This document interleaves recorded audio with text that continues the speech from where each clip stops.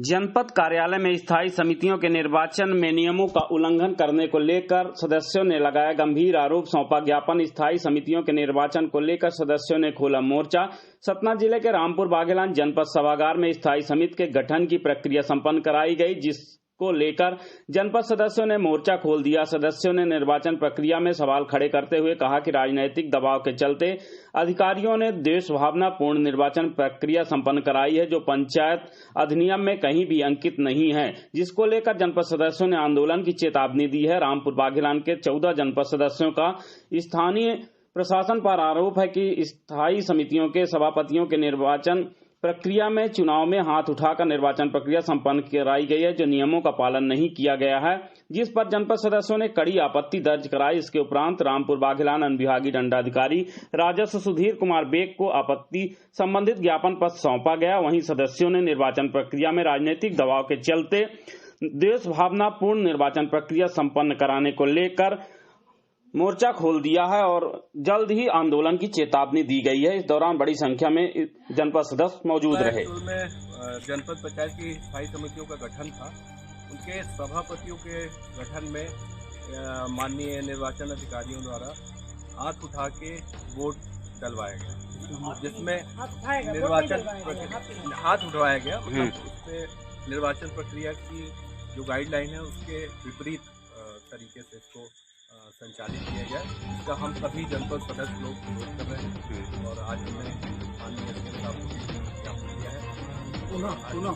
उच्च अधिकारियों को पुनः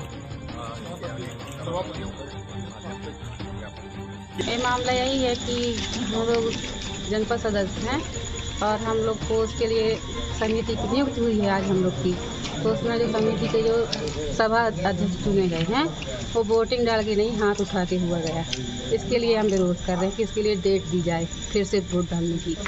कारण ये था कि जो चुनाव प्रक्रिया जो शुरू से कराई गई है उस तरीके से नहीं कराई गई।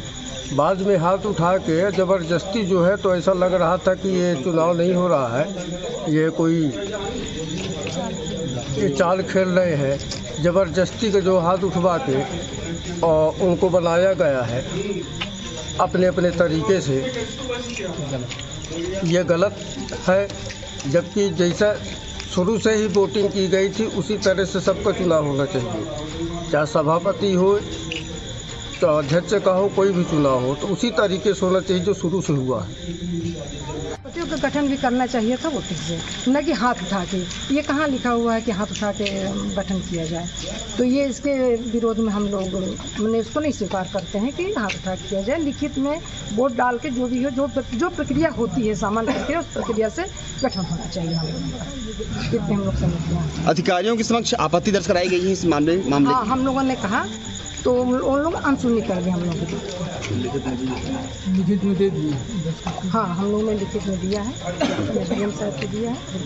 कल आगे हम लोग मिलेंगे, सीओ साहब को हम लोगों ने दिया है और कल मिलेंगे।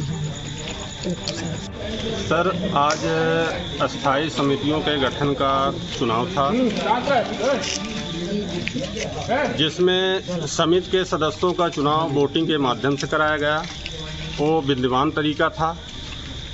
उसके बाद जो अस्थायी समितियों के सभापति बनते हैं, सभापतियों में ना तो नामांकन कराया गया और ना ही वोटिंग कराई गई, बल्कि माध्यम ये बनाया गया कि किस कैंडिडेट को किसके समर्थन में कितनी वोट है, हाथ उठा दीजिए। इस तरीके से चुनाव निर्वाचन के जो अधिकारी हैं ये चुनाव की गाइडलाइन की धज्जियां उड़ाते हुए, और जो हम लोगों के साथ नहीं होना चाहिए, हर व्यक्ति के साथ नहीं होना चाहिए, एक प्रकार से लोकतंत्र की हत्या की गई है। जबकि सीधे सीधे चुनाव आयोग का निर्देश था कि चुनाव को गोपनीय तरीके से नामांकन फॉर्म भरवाकर उसके बाद कराए जाएं, जबकि ऐसा कुछ नहीं किया गया। ये किसी न किसी बड़े राजनीतिक इशारों पर कार्य हो रहा था, जो कि हम लोगों के साथ पूरी तरह से नाइंसाफ़ी की गई है। इसका हम पूरे जनपद सदस्य 12 लोग इसका विरोध करते हैं कि इस गाइडलाइन का पालन करते हुए जो चुनाव आयोग की बनी हुई है, पुनः सभापति का चुनाव कराया जाए। मैं